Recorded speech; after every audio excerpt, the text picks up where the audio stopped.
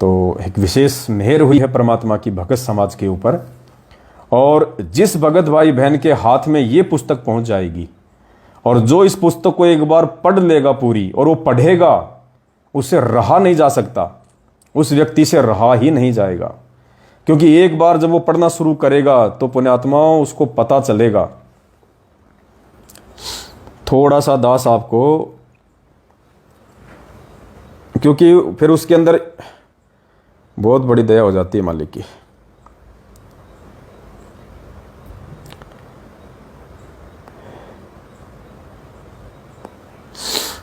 और साथ में जो सेवा के लिए जो पुस्तक है कल की आ चुका है, वो पुस्तक भी साथ ही छप रही है। तो दोनों पुस्तकें परमात्मा की दया से भगत समाज के पास में पहुंच जाएगी। और पुण्यात्माओं, दास एक बार जो जो शंकाएं हैं आप ध्यान से सुनना। इन शंकाओं से बाहर जहां तक दास की बुद्धि काम करती है, किसी भाई बहन की शंका हो ही नहीं सकती, कोई शंका नहीं हो सकती। और अगर है तो फिर वो फालतू की शंका है, फिर वो फालतू की शंका है। फिर उस शंका का समाधान उसको गुरु जी का सत्संग ही सुनते रहना चाहिए। और जब कभी उसकी बुद्धि विकसित होगी, कभी उसके भक्ति संस्कार मजबूत होंगे, तो ही वो चीजें उसके समझ में आएंगी। तो इतनी इंपॉर्टेंट पुस्तक ये बनवाई है परमपिता परमेश्वर सदगुरु रामपाल जी भगवान ने।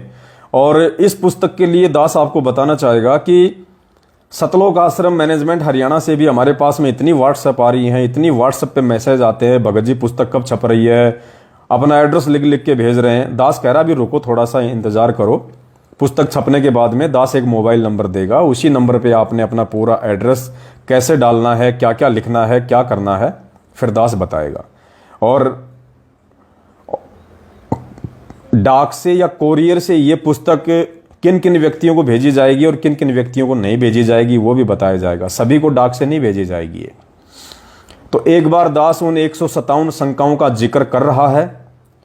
और मेरे जो नए भगत भाई बहन हैं जो हमारे लाइव से भी जुड़ते हैं, अब तो परमात्मा की दया हो रही है, 400-500 भगत भाई बहन तो लाइव ही जुड़ जाते हैं नॉर्मली। ये लाइव जब हम आए थे तो मुश्किल से 30-40 लोग जुड़ा करते थे, अब परमात्मा ने 500-600 भक्तों तक को तो सेट कर दिया है, लाइव जुड़ते हैं।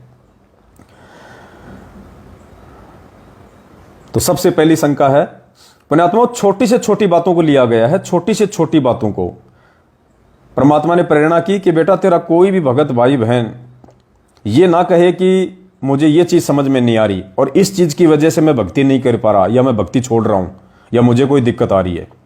तो परमात्मा ने कोई गुंजाइश रहने नहीं दी, छोटी से छोटी शंका को भी ऐड करवा दिया है। कोई ये नहीं कह सकता कि मतलब शंका समाधान को लेके कोई ये नहीं कह सकता कि मैं मतलब मुझे मालूम नहीं था और मेरे से ये गलती हो गई। नहीं, जो गलतियां आप कर सकते हैं, जो गलतियां काल आपसे करवा सकता है, उन सारी चीजों को परमात्मा ने ऐड करवा दिया है। और ये पुस्तक मैनेजमेंट वालों के तो बहुत ज्यादा व्हाट्सएप आ रहे हैं, बहुत ज्यादा व्हाट्सएप आ रहे हैं, क्योंकि उनको पता है अब इस चीज की आवश्यकता है, वरना मर्यादा टूटेगी। आने वाला समय कितना खतरनाक है, बच नहीं पाओगे अगर मर्यादा नहीं रही तो नंबर 1, उपदेशी भगत को तीनों समय की आरती कब व कैसे करनी है। आरती बैठकर करें या खड़े होकर, आरती वीडियो से करें या भक्ति बोध पुस्तक से करें। कभी कभार आरती ना हो पाए तो मर्यादा खंडित होगी या नहीं। एक ही शंका में, मतलब एक ही क्वेश्चन में 5-6 शंकाएं ऐड कर दी गई हैं और फिर इसका जवाब कम से कम 10 पेज में है। सारी चीजों का विस्तार से वर्णन किया गया है। दूसरी शंका है, तीनों समय की आरती करने का उत्तम समय क्या है। नंबर 3, यदि किसी दिन विशेष कारणवश आरती व मंत्र नहीं कर पाए तो मर्यादा खंडित होती है या नहीं। नंबर 4, यदि किसी दिन मंत्र जाप नहीं कर पाते हैं तो मर्यादा खंडित होती है या नहीं। नंबर 5, क्या आरती की तरह मंत्र जाप करने का भी कोई समय निर्धारित किया हुआ है। नंबर 6, सुबह उठने के बाद सबसे पहले आरती करनी चाहिए या मंत्र जाप करना चाहिए। नंबर 7, प्रथम मंत्र की पूरी माला एक बार में ही करना जरूरी है या अलग अलग समय में कर सकते हैं। 8, प्रथम मंत्र जाप करने की विधि क्या है? नंबर 9, सूरत, निरत और मन क्या है तथा उसके साथ कैसे जाप किया जाता है? नंबर 10, क्या आरती या मंत्र करने के लिए नहाना आवश्यक है? नंबर 11, आरती पुस्तक से करना उत्तम विधि है या गुरुदेव के ऑडियो व वीडियो से? नंबर 12, यदि भक्तिबोध पुस्तक के साथ ही तीनों समय की आरती करना है तो फिर गुरुदेव ने आरती का वीडियो किस लिए बनाया होगा? नंबर 13, आजकल मोबाइल में आरती की पीडीएफ पुस्तक उपलब्ध हो जाती है, क्या मोबाइल के माध्यम से भक्तिबोध पुस्तक को पढ़कर आरती की जा सकती है? नंबर 14, बोलकर आरती करना जरूरी है या मन ही मन में भी आरती कर सकते हैं? नंबर 15, प्रथम मंत्र का जाप 108 बार ही करना है या ज्यादा भी कर सकते हैं? नंबर 16, भगत के घर में चरणामृत व प्रसाद खत्म हो जाए और हाथ में बांधे जाने वाला रक्षा सूत्र गंदा हो जाए, टूट जाए तो क्या करें? नंबर 17, चरणामृत पीने की वास्तविक विधि क्या है? नंबर 18, चरणामृत क्यों पिया जाता है? नंबर 19, प्रसाद ग्रहण करने का उत्तम तरीका क्या है? जो प्रसाद हमें नाम दीक्षा के समय जो दिया जाता है तो उस प्रसाद को ग्रहण करने का सही तरीका क्या है? 20, क्या भगत अपने छोटे बच्चों को प्रसाद और चरणामृत पिला सकते हैं? नंबर 21, क्या उपदेशी माता पिता के छोटे छोटे अनुपदेशी बच्चे मंत्र जाप कर सकते हैं? नंबर 22, यदि रक्षा सूत्र, चरणामृत और प्रसाद समाप्त हो जाए तो क्या करें, कहां से लाएं? नंबर 23, यदि रक्षा सूत्र गल जाए, टूट जाए या गुरुदेव की फोटो खराब हो जाए, गीली हो जाए या फट जाए तो उनका क्या करें? नंबर 24, घर पर दरबार साहिब में क्या क्या वस्तु रखनी चाहिए? नंबर 25, उपदेश प्राप्त करने के बाद पाठ प्रकाश, ज्योति हवन व 10वें अंश का पैसा कहां देना चाहिए? थोड़ा प्रकाश डालिए। 26, गुरुदेव भगवान को दंडवत प्रणाम करने की सही विधि क्या है, कैसे करना चाहिए?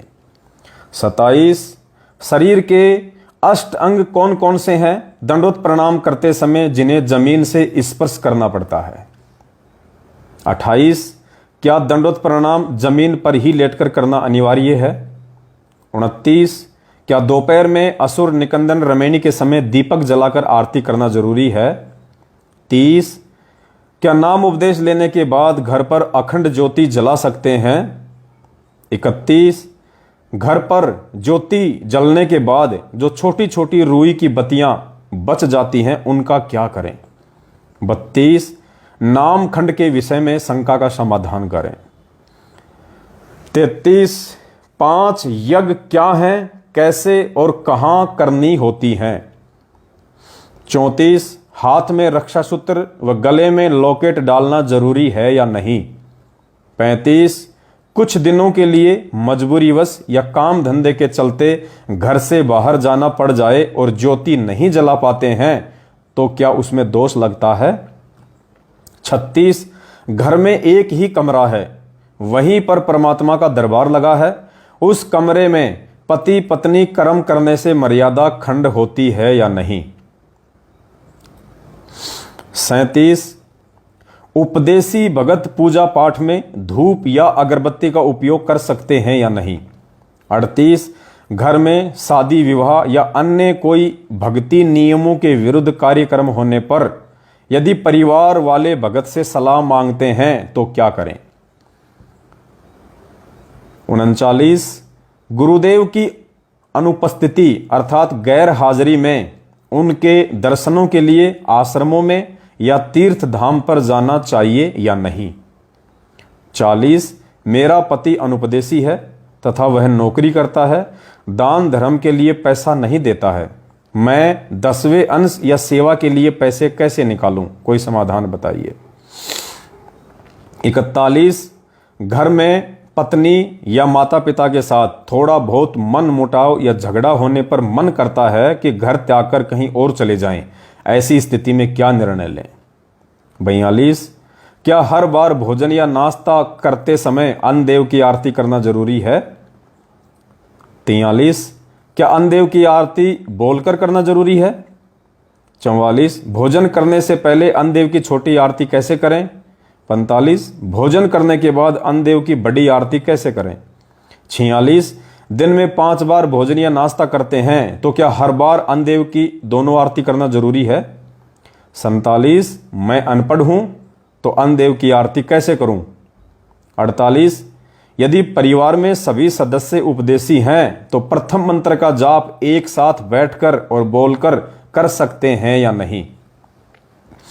49, घर में छोटा बच्चा है और अनुपदेशी है, क्या उसके सामने प्रथम मंत्र का बोलकर जाप कर सकते हैं?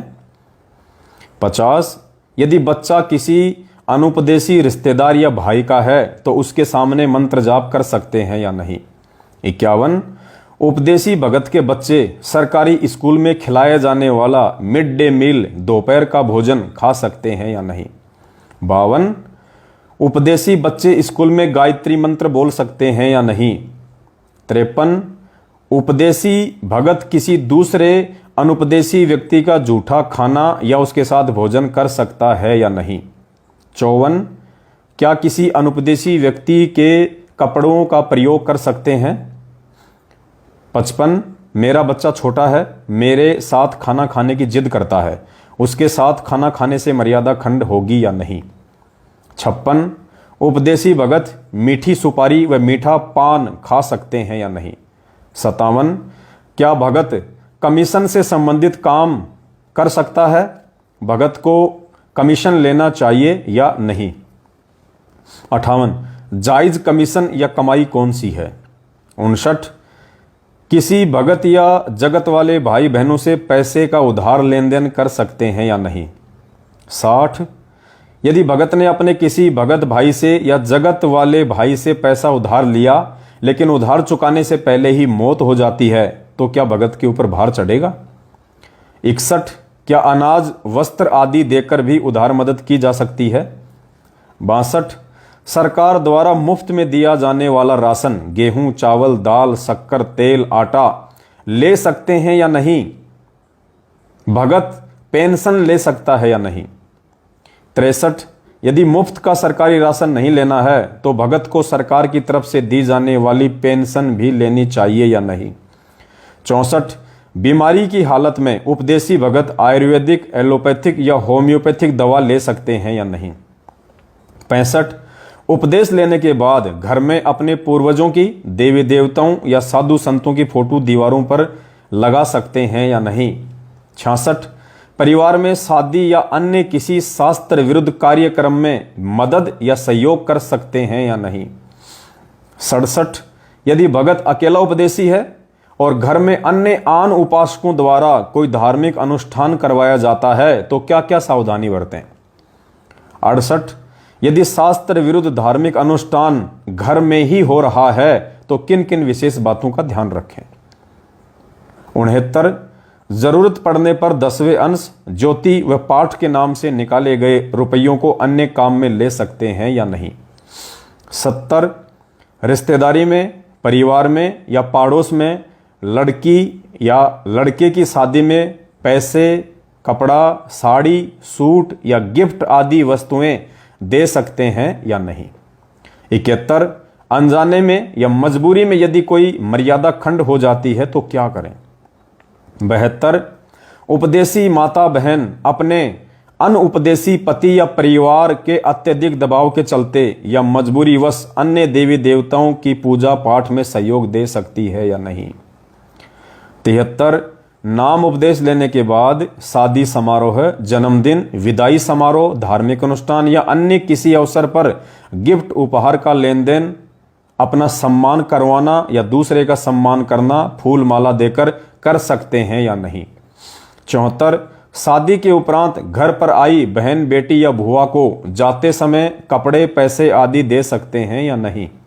75, नाम उपदेश लेने के बाद बड़े बूढ़ों के पैर छूना, आशीर्वाद लेना देना, दूसरे व्यक्ति को या भगत को good morning, good afternoon, good night, happy birthday, happy new year, good bye, tata आदि बोल सकते हैं या नहीं? 76, सोने चांदी के आभूषण शरीर पर धारण करने चाहिए या नहीं? सोने चांदी के आभूषण शरीर पर धारण ना करने के पीछे की क्या वजह है? 77 मैं परिवार में अकेली उपदेशी हूं। मैं सोना पहनना छोड़ सकती हूं, लेकिन मेरी मजबूरी है कि घर वालों के विरोध के चलते सोना बेच नहीं सकती। ऐसा करने से गुरुजी के आदेश की अवहेलना होगी या नहीं? 78 उपदेशी माता बहनें टिक्की, बिंदी, मांग, नेल पॉलिश, लाल होठ करना आदि हार श्रृंगार कर सकती हैं या नहीं? 79 हम अपने पड़ोसी या रिश्तेदार के घर शादी विवाह के समारोह में जा सकते हैं या नहीं? किसी मजबूरीवश जाना भी पड़ जाए तो क्या क्या सावधानी बरतें? 80 यदि शादी विवाह में मजबूरीवश जाना भी पड़ जाए तो क्या क्या सावधानी रखें? 81 बच्चों की शादी अर्थात रमेणी कैसे करें व किन किन बातों व मर्यादाओं का ध्यान रखें? यदि बच्चों ने पहले से ही एक दूसरे को पसंद कर रखा है तो माता पिता को क्या करना चाहिए? 82 मैं उपदेशी हूं तथा माता पिता अनुपदेशी हैं। उनकी जानकारी के बिना एक लड़की को पसंद कर रखा है, हम दोनों शादी करना चाहते हैं, क्या करें? 83 मैं उपदेशी हूं तथा माता पिता अनुपदेशी हैं, लेकिन माता पिता अपनी पसंद की लड़की से मेरी शादी करना चाहते हैं, ऐसी स्थिति में क्या करें? 84 मैं उपदेशी हूं, दोनों पक्ष यानी माता पिता और लड़की वाले माता पिता, उसको कहते हैं दोनों पक्ष। मैं उपदेशी हूं, दोनों पक्ष रमेणी व मेरी मर्यादाओं के अंतर्गत शादी करने को भी तैयार हैं, लेकिन लड़की अनुपदेशी हैं। क्या अनुपदेशी लड़की से शादी करना उचित होगा? 85 भक्ति मार्ग में कोर्ट मैरिज करना उचित है या अनुचित? 86 रमेणी में क्या क्या सावधानी रखनी है? 87 यदि कोई भगत सेल्स एंड मार्केटिंग या अन्य कोई ऐसी नौकरी करता है तथा उस नौकरी में उसे झूठ बोलना पड़ता है तो क्या करें? 88 यदि पालतू पशु को चीचड़ पड़ जाएं या शरीर के किसी हिस्से में कीड़े पड़ जाएं तो क्या करें? 89 उपदेशी भगत को जींस या छोटे छोटे तड़क भड़क व फैशन वाले कपड़े पहनने चाहिए या नहीं? 90 घर में अगर चींटी या कॉकरोच आ जाए तो लक्ष्मण रेखा या अन्य कोई कीड़े मकोड़े मारने का स्प्रे या हिट का प्रयोग कर सकते हैं या नहीं? 91 क्या घर के बाथरूम में फिनाइल आदि डाल सकते हैं? उसमें भी तो जीव मरते हैं, ऐसी स्थिति में क्या करें? 92 उपदेशी भगत सिर में किसी भी प्रकार की मेहंदी, बालों में कलर या डाई कर सकता है या नहीं? 93 मैं उपदेशी हूं, मेरी बाल काटने की दुकान है, लोग बालों में डाई करवाते हैं, मुझे क्या करना चाहिए? 94 मेरी नाई की दुकान है, किसी की मौत हो जाने पर मुंडन के लिए बाल काटने जा सकता हूं या नहीं? 95 उपदेशी भगत के घर बच्चा उत्पन्न होने पर या ट्रेन में हिजड़े किन्नर पैसे मांगते हैं या किसी त्योहार पर लोग चंदा आदि मांगने आते हैं तो उन्हें पैसे दे सकते हैं या नहीं? 96 क्या सामाजिक कार्यों के लिए चंदा दे सकते हैं? 97 उपदेशी भगत ने किसी धर्म, जाति या समुदाय विशेष के धरना, रैलियों या अन्य तरीकों से समर्थन करना चाहिए या नहीं? 98 उपदेशी भगत का बैंक में एफडी या एलआईसी या बीमा आदि करवाना उचित है या नहीं? 99 उपदेशी भगत को शारीरिक योग व मानसिक योग मेडिटेशन करना चाहिए या नहीं? 100 नंबर क्या आध्यात्मिक मार्ग में शारीरिक योग व मानसिक मेडिटेशन भगत को नुकसान पहुंचाने वाले हैं? 101 उपदेशी भगत ने चमड़े से बनी वस्तु जैसे बेल्ट, पर्स, जूते, जैकेट, कोट आदि वस्तुओं का उपयोग करना चाहिए या नहीं? 102 यदि कोई भगत आर्मी, पुलिस या अन्य ऐसी नौकरी में कार्य करता है जहां चमड़े से बने बेल्ट, जूते का प्रयोग करना जरूरी है तो ऐसे में क्या करें? 103 उपदेशी भगत ने तीज, त्योहार, होली, दिवाली, रक्षाबंधन व अन्य त्योहार मनाने हैं या नहीं? 104 नाम उपदेशी भगत चुनाव के समय वोट डाल सकता है या नहीं? क्या राजनीतिक पद, सरपंच, पंच, पार्षद या विधायक आदि का चुनाव लड़ सकता है या नहीं? 105 उपदेशी भगत जिम में जाकर कसरत कर सकता है या नहीं? 106 उपदेशी भगत मोबाइल या टीवी में गाने, चुटकुले, मूवी वह अन्य कार्यक्रम सुन व देख सकता है या नहीं। 107 क्या ज्ञानवर्धक व अच्छी फिल्में, गाने या सीरियल देख सकते हैं या नहीं। 108 बच्चे कभी कभार या पीछे से मोबाइल पर गेम खेल लेते हैं, क्या ऐसे में माता पिता या बच्चों को दोष लगता है। 109 यदि बच्चे माता पिता के पीछे से मोबाइल लेकर वीडियो गेम या कार्टून देखते हैं तो क्या करें। 110 कुछ विद्यालयों में बच्चों को खेल कूद, स्पोर्ट्स एक्टिविटी या नाचना, डांस जैसी प्रतियोगिताओं में भाग लेने के लिए कहा जाता है, तो माता पिता ऐसे में बच्चों को क्या सलाह दें। 111 उपदेशी भगत यदि किसान है तो खेत में यूरिया खाद व कीटनाशक, पेस्टिसाइड या अन्य प्रकार की जहरीली दवाई का प्रयोग फसल या फल सब्जियां उगाने में कर सकते हैं या नहीं। अगर नहीं करना है तो फिर अच्छी फसल की पैदावार के लिए कोई समाधान बताएं। 112 यदि फसल में यूरिया खाद और जहरीले कीटनाशक का प्रयोग नहीं करना है तो अच्छी फसल के लिए क्या विधि अपनाएं, वही आगे। 113 भोजन खाने के बाद थाली में हाथ धो सकते हैं या नहीं। 114 उपदेश लेने के बाद भगत को रक्तदान व देहदान करना चाहिए या नहीं। 115 क्या देहदान भी काल भगवान का एक षड्यंत्र है। 16 तो क्या भक्तों को बिल्कुल भी देहदान नहीं करना चाहिए। 17 मैं पहले से उपदेशी हूं, लेकिन बीच में लोकलाज और परिवार के दबाव में आकर या अन्य कोई मर्यादा तोड़कर भक्ति छोड़ दी थी, लेकिन अब मैं दोबारा से भक्ति शुरू करना चाहता हूं। ऐसी स्थिति में गुरुजी से वापस जुड़कर कैसे भक्ति शुरू करूं। 119 यदि उपदेशी भगत विदेश में या स्वदेश में किसी कंपनी में काम करता है और वहीं रहता है तथा मजबूरी वश उसे कंपनी की तरफ से उपलब्ध करवाया गया भोजन खाना पड़ता है, तो वहां भोजन खा सकता है या नहीं। होली दिवाली पर बोनस, प्रमोशन, कपड़े, पैसे या अन्य गिफ्ट जो कंपनी की तरफ से दी जाती है ले सकते हैं या नहीं। 120 उपदेश लेने के बाद भिखारी को खाना खिलाना, गाय को चारा डालना, कुत्तों को रोटी डालना, चींटियों को आटे डालना, पक्षियों को दाना डालना आदि कर सकते हैं या नहीं। 121 मैं उपदेशी भगत हूं, मेरी मेडिकल की दुकान है, भक्ति मार्ग के हिसाब से मुझे क्या सावधानी रखनी है। 122 यदि किसी उपदेशी माता बहन का घर में विरोध है और उसी कमरे में अन्य देवी देवताओं का भी दरबार लगा हुआ है, तो क्या माता बहनें उसी कमरे में गुरुदेव का भी दरबार लगा सकती हैं। 123 उपदेशी भगत अपने घर में कुत्ते, बिल्ली या अन्य कोई पक्षी पाल सकता है या नहीं। 124 क्या उपदेशी भगत मुर्गी पालन या सूअर पालन का काम कर सकता है। 125 क्या उपदेशी भगत घर पर कुत्ता, बिल्ली या अन्य जानवर रख सकता है। 126 उपदेश लेने से पहले मैंने कुत्ता पाल रखा था, अब उसका क्या करें। 127 संध्या आरती में गुरुदेव के अंग में तेरा रामपाल अज्ञान किया सतलोक का वासी, ये शब्द बोल सकते हैं या नहीं। अगर नहीं बोलना है तो क्यों। 128 यदि परिवार में सभी सदस्य उपदेशी हैं तो प्रथम मंत्र का जाप एक साथ बैठकर या बोलकर कर सकते हैं या नहीं। 129 घर में छोटा बच्चा है और अनुपदेशी है, क्या उसके सामने प्रथम मंत्र बोलकर जाप कर सकते हैं। 130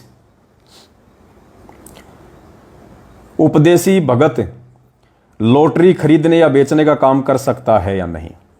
132 भक्ति मार्ग में भक्तों को बड़े बड़े व स्टाइलिश बाल रखना व कटवाना सही है या गलत।